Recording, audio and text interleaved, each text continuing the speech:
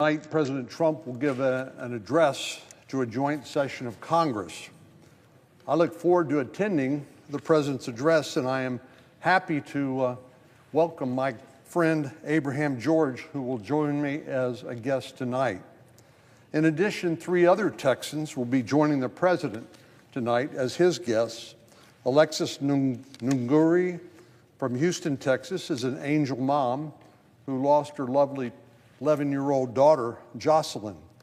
Jocelyn was tragically murdered by 2 illegal immigrants who, just weeks before they were apprehended and released by the Biden administration.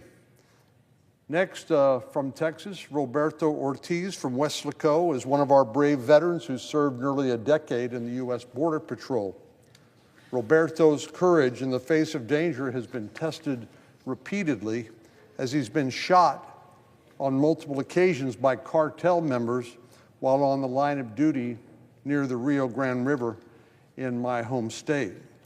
And finally, Elliston Berry from Aledo, Texas, is a 15-year-old victim of computer-generated deep fakes. I applaud Elliston for her courage in joining us here tonight, for using her voice to speak out against the dangers imposed by new technologies. President Trump has rightfully turned the page on a wide array of President Biden's disastrous policies, from reforming our runaway spending through DOGE, the Department of Government Efficiency, to prioritizing investment in semiconductors and manufacturing, to bringing our hostages held in Gaza back home to their families. But perhaps one of his most significant accomplishments thus far, and it's only been about 6 weeks, has been when it comes to border security, something near and dear to my heart and the heart of my 31 million constituents who call Texas home. Border security played a significant role in the mandate that the President got last November. The past 4 years were marked by President Biden's failure to enforce the law and to secure our border. And this was without a doubt a crisis, a humanitarian and public safety crisis of the former administration's own making. This was truly a man-made crisis. Starting from the campaign trail, President Biden invited the massive wave of migration by promising a, quote, surge to the border for asylum seekers. Can you imagine a president inviting a surge to the U.S. border of asylum seekers? This is one promise that, unfortunately, he kept. But President Biden's failures went far beyond just his rhetoric.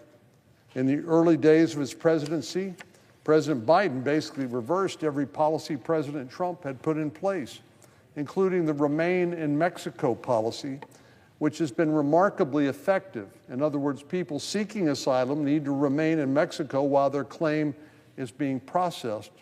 And the truth is, only about 15% of people who claim asylum in America who appear in front of an immigration judge ultimately are granted asylum. They meet the legal criteria, whereas the other 85% do not. The Biden administration also halted construction of President Trump's border wall and instead used federal funds to store already paid for wall materials. So not only did the taxpayer pay for those materials, they had to pay for the storage of those materials when they weren't used for their intended purpose. As the border crisis continued to evolve for the worse, President Biden ended Title 42, the COVID-19 policy era policy that was our last line of defense to keep a lid on the migrant crisis when President Biden refused to enforce other laws. After undoing the successful executive orders made by the first President Trump administration, President Biden then decided to circumvent Congress and attempt to make illegal immigration legal, using temporary programs that were never intended for that purpose.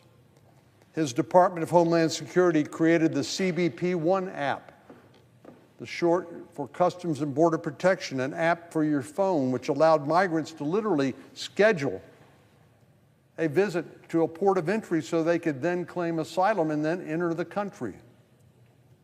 Another Biden-Harris administration program allowed up to 30,000 migrants a month to enter from 4 countries: Cuba, Haiti, and Nicaragua, and Venezuela. So that was 360,000 migrants who were basically told, if you come, you can stay in the United States. But they were conferred a temporary status that left them all in legal limbo. And let's not forget the Biden White House cooking the books on illegal immigration by abusing the parole system. Now, parole is a word that people who are familiar with the criminal justice system understand, but this is different. In immigration terms, parole means you were essentially released into the United States even if you didn't claim a right to be able to stay, for example, a right to asylum. They're just simply released as a border control measure to avoid bad publicity at the border when people were sleeping in the streets and lines were stacking up. Of course, we know what the tragic consequences of these misguided policies look like: a crisis of mass illegal immigration, human trafficking, drug trafficking across our southern border. Approximately 100,000 Americans die each year as a result of drugs that come across the southern border. Approximately 70,000 from synthetic opioids like fentanyl, which is the leading cause of death for young people between the age of 18 and 45. During all 4 years of the Biden administration, the number of illegal migrant encounters with CBP totaled over 10 million. That's basically 10 million people showing up and saying, let me into your country, and the Biden administration said, come on in. But on top of that, there were about 1.7 million gotaways. Now, gotaways are people who were evading law enforcement, who appear on some sensor, a camera or some other sensor, and evade law enforcement. And of course, now we know they are freely roaming the interior of the United States. Now, let me ask you this. If you know that you could show up at the border and be allowed to enter, basically ushered into the country, why in the world would you evade Border Patrol? Well, I think the simple answer is these are people who knew that they would not be able to enter because of criminal records, because they were transporting drugs, or engaged in some other illegal activity. Yet they made their way into the interior of the United States. Fentanyl, which I mentioned a moment ago, was manufactured from Chinese precursor chemicals smuggled through the open border, which has taken tens of thousands of lives. And the people of Texas, the 31 million people that I'm honored to represent, have felt the burden of President Biden's disastrous border policies most acutely because we are closest to the problem. We are at ground zero. Governor Abbott, our outstanding governor in the Texas legislature, filled the gap when the federal government refused to do its job along the border. An international border is the responsibility of the federal government, not the state government. But what's the state supposed to do if the federal government says, we don't care about the law, we're not going to enforce it, it's up to you? Well, Governor Abbott and the Texas legislature stepped up, and they spent roughly $11.1 billion to fill the gap that should have been filled by the federal government.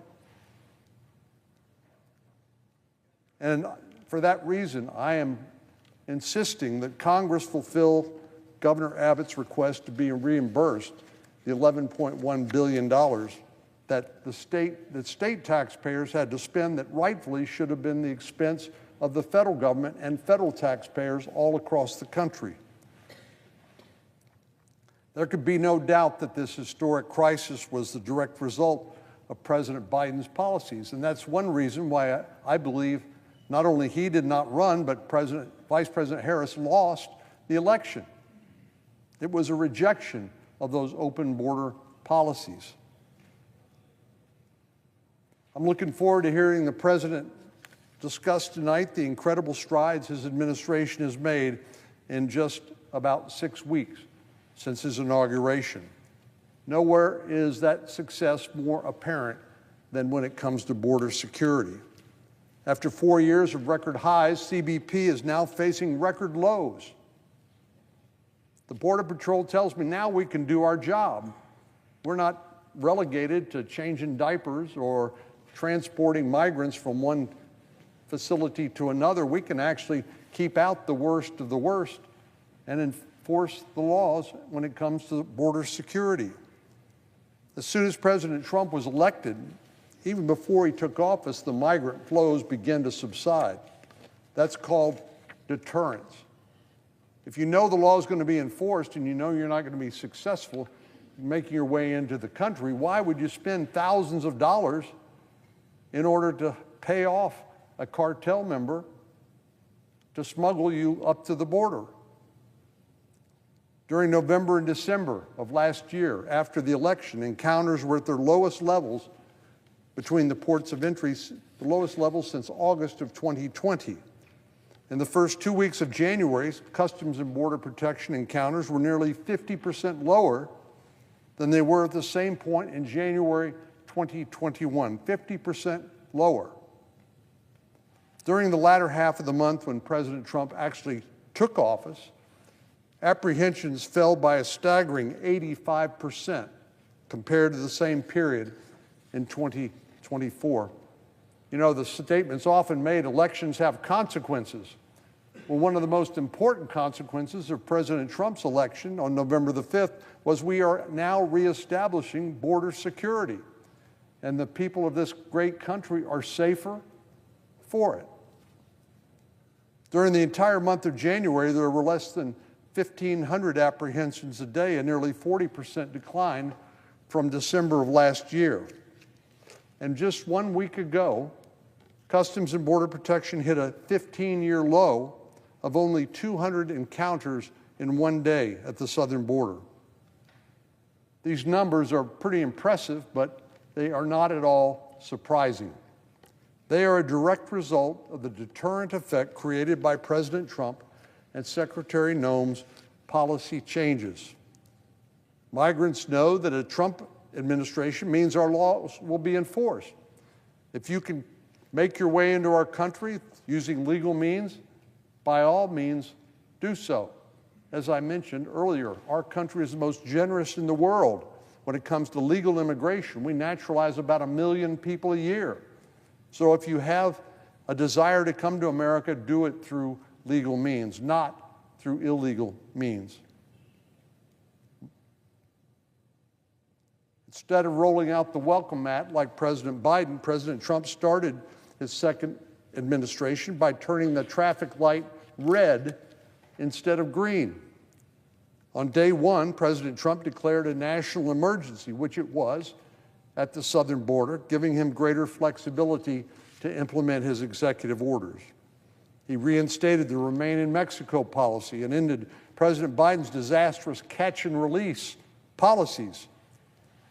Secretary Noem, our new Secretary of Homeland Security, began her tenure in the President's cabinet by sending a clear video message to migrants that she intends to enforce the laws that prevent illegal immigration. But she didn't stop there. Under President Trump and his administration, ICE arrests, Immigration and Customs Enforcement, ICE arrests have increased more than 600%, which include arrests of criminal migrants, which have doubled. They've returned to a common sense case-by-case approach to humanitarian parole, which had been abused under the Biden administration, where it was used as a way to have mass releases of migrants at the border who made no legitimate claim to be able to stay. They were just released. Secretary Noem has also clawed back the $80 million a month spent by FEMA to house illegal migrants in luxury hotels in New York City. That's where your tax dollars went, to put people who had no legal claim to stay in the United States in hotels in New York City to the tune of $80 million. These policies are welcome. They're good news to my constituents in Texas, and I believe to people across the country. There's a reason why Secretary Mayorkas, who the former Secretary of Homeland Security, who was responsible for implementing the border security measures of the Biden administration, there was a reason why he was impeached by the House of Representatives. He simply did not do the job he had sworn to do. Well, Texans have had to bear the brunt of open borders for 4 years, which includes rampant crime and deadly fentanyl. So I look forward to working with President Trump and Secretary Noem to continue the important work they have begun to keep Americans and Texans safe.